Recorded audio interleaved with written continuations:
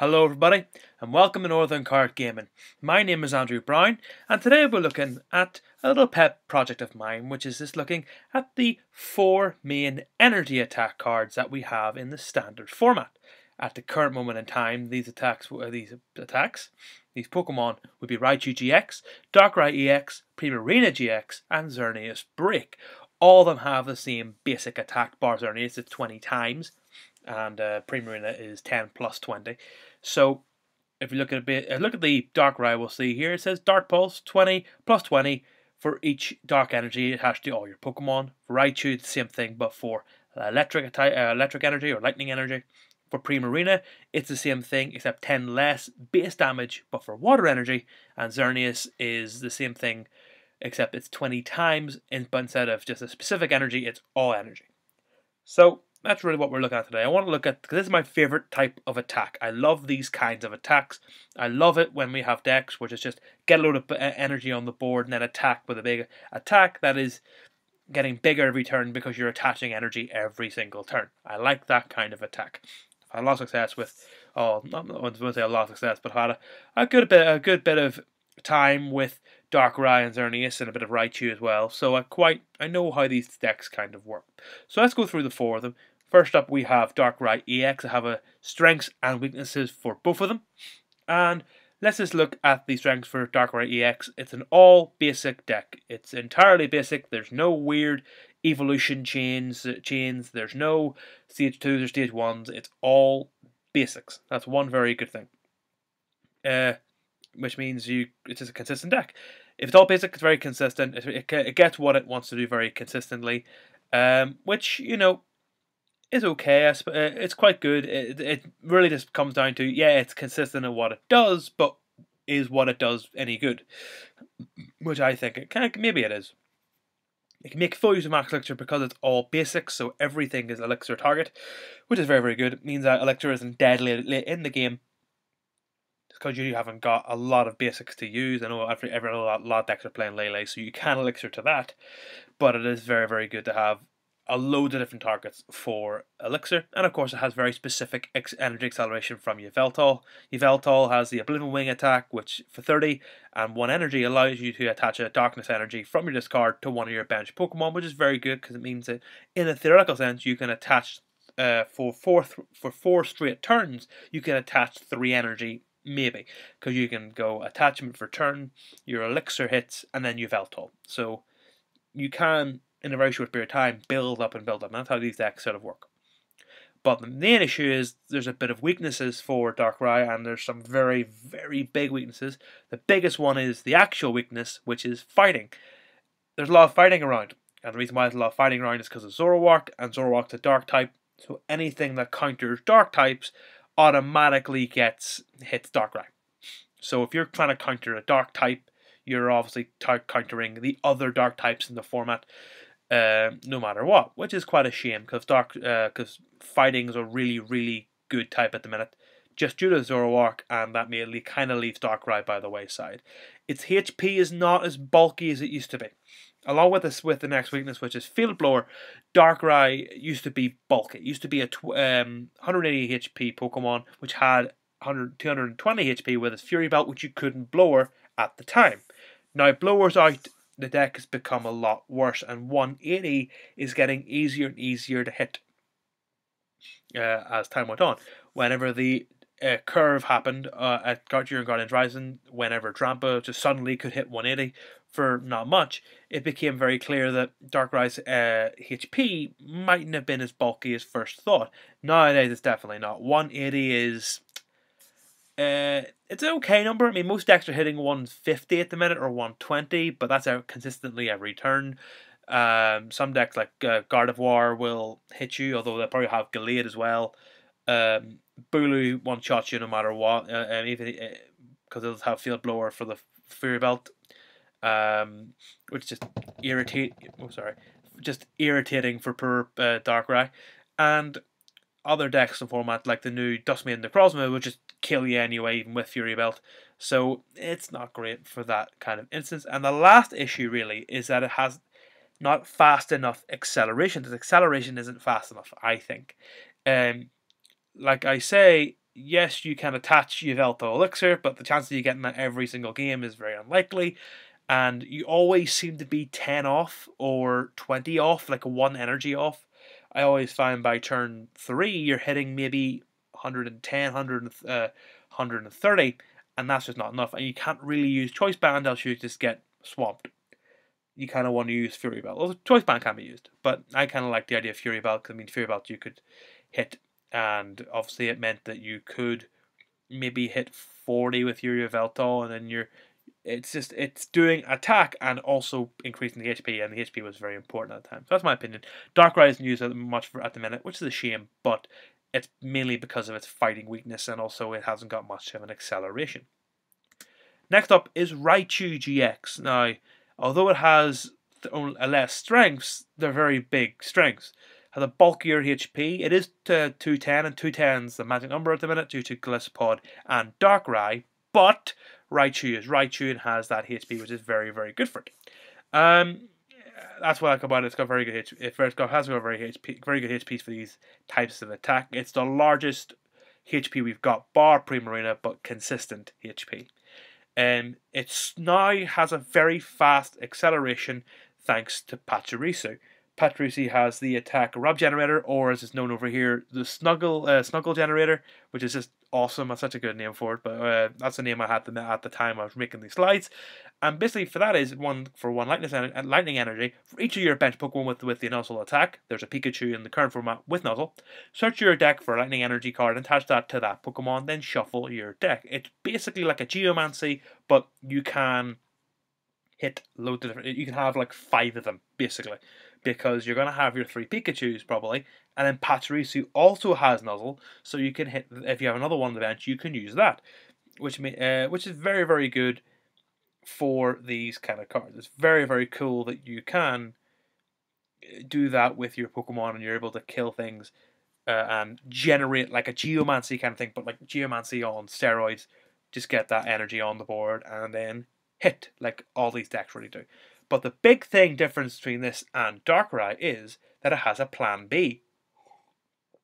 Now, Darkrai hits you with loads of energy, and that's it. It has no other way of killing you. Raichu does, with its Thunder attack for 2 lightning and a Color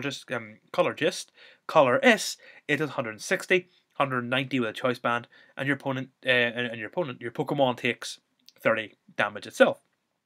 So you have an option if this Powerful Spark doesn't work. You've got 190. You can kill things 190. A Kukui, if you're playing that, means you're hitting 210, the magic number. So Raichu actually isn't that bad for a second attack and a plan B. And plan B is always it's always good to have a plan B in Raichu. You could obviously use if you really want to use your elixirs, but I think the deck might like when it comes to like accelerating energy, I think Elixir might be a bit too much to stretch, because Pachirisu's just taking so much energy out. I see I spelled Pachirisu wrong there, but oh well. On the weaknesses, but we'll get to the weaknesses now. Weaknesses of the deck is that it's also fighting weak. So it has the same issue as it has a bulkier HP, but it has the same issue as Darkrai, that it's fighting weak.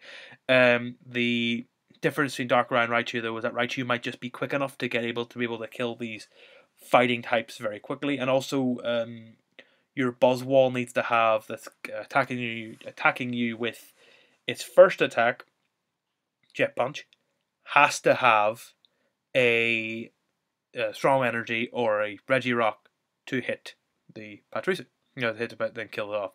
So fighting weak is annoying, but it's one of those things you gotta get through.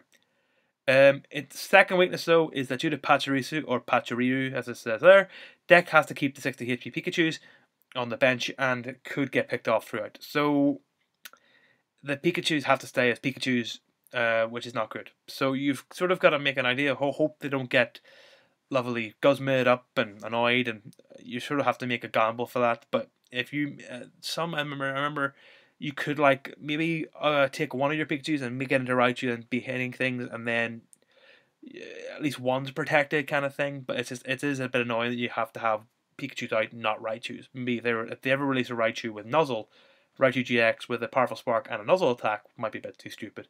But it is good that we have that acceleration, which is very nice. And the other issue of this deck is that's very Bridget focused. If you basically, I see the my spelling's been terrible on this bloody slide because Bridget's been spelled the real Bridget, not Pokemon Bridget, but that's probably because the slide autocorrected. You have to understand that the deck runs a lot, needs Bridget very often because it needs to get this powerful spark started to get bigger and bigger. And a lot of decks like this are very Bridget focused just because you need to get the Pokemon out so you can attach energy and start building up your attack. So it's very Bridget focused, and that's the big issue with the deck. I think it's a very good deck. I think Raichu's definitely better than Darkrai. Now, is it better than the other energy attacker? We're not too sure. Hopefully, it will be because maybe people might be going to more to fire and try and kill the metal stuff, which means that Raichu may lose its fighting issue that it had.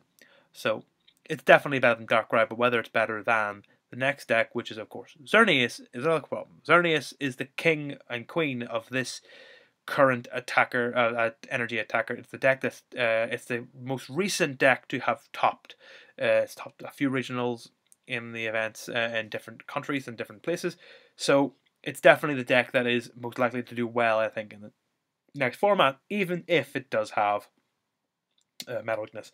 So strength, it's non-EX GX, it's not EX or GX. That's very, very good. Having a non-EX GX attacker is always very good, and I think most decks need to kind of have something like that, but this deck runs entirely off that, so the things stopping you is a lot less than things stopping EXs and GXs. And that's very, very good. It's always, and also it's only a one prize attacker, so it's not too bad. It means that your Xerneases are able to power up, get hit, get killed, and they don't take one prize, and so you really slow the game down and really grind it to a halt. It's very consistent because it's mainly basics, and then they have a break evolution, and that's quite good for this deck to have that consistency that's needed. I think that's half the reason the deck became so good was because it was so consistent at getting what it was doing, and what it was doing was really good. It has very good energy acceleration as seen by the attack Geomancy, where you choose 2 of your bench Pokemon, and for each of those Pokemon you take a fairy energy out of your deck and attach it to those Pokemon. That means that for the first few turns, you're sort of using a Xerneas flowchart, which is, can I kill you? No, Geomancy. Next turn, can I kill you? No, Geomancy. Can I kill you? Yes, break, Lifestream. That's the Xerneas. Don't need much dice for Xerneas, it's great, because you're just Geomancying or killing them kind of thing. So I love Xerneas, to be fair. It's definitely a good deck, and it's definitely a deck that's good because of the Geomancy and because it's consistent at what it does. And the big thing, I think, is that it can use DCE as energy coster for the attack because it says energy generic, not energy specific. So that means that you can have a Lele attach DCE to it and then do 40 extra damage instead of 20, which is very, very good for this kind of deck. So I'm very, very happy for that. Its weakness is, like Raichu, it's very Bridget focused. If you're going first, you've got 2 turns to get Bridget, and you're probably fine. If you're going second, you have that 1 turn. You have 1 turn to get out. And that is very, very bad, because Bridget is really important for this deck. Bridget, it really makes this deck good, and it makes this deck worthwhile, and I think this deck wouldn't be as good if it wasn't for Bridget. So the fact that you need to be Geomancying by turn 2, your turn 2 or your turn 1 if you're going second, and you definitely need to be Geomancying to at least 2 targets, and it's really difficult to set up your board if you haven't got enough targets. So Bridget makes it very Bridget focused. Pricing Xerneas hurts. It's I find Darkrai never had that problem. Raichu didn't seem to have that problem, but Xerneas does. Raichu probably will have that. Raichu probably have the same problem with its Pikachu's, but Darkrai never had that issue. But Xerneas really does, where if you prize a Xerneas, it does really hurt you, because then you gotta go for Oranguru with your Bridget, and you want to be setting up as many Xerneases as possible, or have at least enough Xerneases on the board so that you've got 2 energy on those Xerneases and not like 2 energy on an Oranguru or 2 energy on a Lele. You'd rather have the energy on the Xerneas and then keep the DCs for Orangurus or Leles. So it is that kind of thing. Pricing Xerneas is a bit annoying, and it is a bit slow. The deck is slow. Like I said, it's Geomancy, Lifestream. It just, you go Geomancy, hit, which is okay, and I do quite like the deck the way it works, but it is very, very slow. All these decks have the same weakness. I'll probably mention that the Primarina, so I'll talk about that with at the Premier Arena slide, but all of these have a one universal weakness, which is quite bad. But we will talk about that when we move on to Prima Arena, the one people don't really know. Prima Arena exists. Prima Arena is a Stage 2 Pokemon that was released in Sun and Moon base set. It was one of the original Sun and Moon trio, and it has a very similar attack to everything, except this time it's called Bubble Beat, and instead of 20 plus, it's 10 plus 20 for every water energy. So it's a Stage 2 with a worse attack than a basic in a Stage 1 for some reason. But let's look at the strengths. It's very bulky. It's the highest HP we've got for this kind of attack, and the high, which is very, very good because you really do need HP in these kind of attacks so you can keep living it up. But the issue is that it's a Stage 2 and whatever. But it can use Aqua Patch, which is pretty cool. Darkrai and Expanded can use Aqua Patch, but unfortunately that deck isn't super amazing and expanded at the moment just because of all the fighting stuff that people were making because of Zoroark. And they can use Dark Patch, but in Prima Arena you can use Aqua Patch and Elixirs to really accelerate this energy and maybe be able to make this attack work. Unfortunately, it has quite a few weaknesses. It's weak to Stage 2, which makes it inherently inconsistent. This is the best time I've seen ever where Stage 2s are possible. Well, this is probably one of the best times that Stage 2s has ever had. So it's probably the best time to play a Stage 2, but it still has Stage 2 issues. You have to Elixir to the basic Pokemon, so it's Popplios and the Vulpix playing, maybe even a Palkia EX, which might work, or a Palkia GX, maybe from the new set, or a Lele. You can't, so you have the Elixir, but you can't Elixir to Premier GX, which is annoying. It's Grass Week, so Gliscopod Zoroark will really hit it, which is not good. So you start trading one week for another, but I guess it's not Fighting Week, which is the main thing. It's probably got, after the metal stuff from Xerneas, it's probably got the best weakness out of the 4, maybe? I don't know. But it's definitely okay. It's a pretty bad weakness. And then the overall 10 less damage is not good because you do hit the more. If you have a choice band, you are hitting good numbers. You're hitting for 40 plus 20 kind of thing. But it's just that 10 less is annoying. The fact that it's a Stage 2 has this idea, it jumps to many hoops to get it working, and it has a worse attack than a basic and a Stage 1. It's just a bit annoying. But it's probably the worst one. The fact no one's ever really played it probably means it is the worst. So here's the closing thoughts. Raichu, Darkrai, and Premier all have top weaknesses for this format, which I've been explaining, which is not good. It's not good for this sort of format. It's annoying that they have all very bad weaknesses, which means that these types of attacks may be dying just due to the weaknesses. Raichu might be quick enough to overcome the issue, though. I think Raichu's with Pachirisu, it's definitely a good deck to be able to be quick and be able to overcome this fighting weakness. So, especially if metal gets really big, Raichu gets even better because Raichu resists metal. So it'll be very, very good. Hopefully, if metal does get really big, that Raichu can stop them. Although I still think Xerneas will be a very possible force. It does depend on how many metal decks run Registeel, though, because if the decks go very Magnezone focused, you're probably fine because they've got to power up their big, massive basic attacker who's going to kill you for turn 2, yes, but it's blowing you up for 440 damage whenever you're only at 130 basic. So it's a lot of effort just to kill one non-EX basic, which is quite good. Turbo Metals maybe not because it plays Genesect, and Genesect can hit these numbers a lot easier. Genesect can hit you for 200 and with 3 energy, and then keep the 3 energy on. So it's pretty bad for that. So maybe Genesect and Dex and Registeel, but against Magnezone, maybe has a chance. I quite like Xerneas maybe in the next format if Fire gets really big and they sort of like plays a bit of Xerneas, hopefully they'll work out.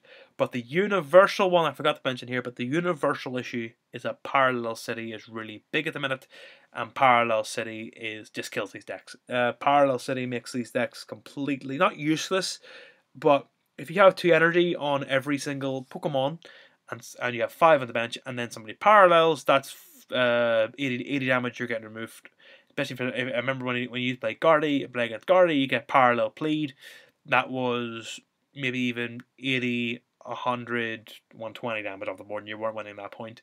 So parallel's pretty bad for these decks. So hopefully parallel gets worse over time, maybe.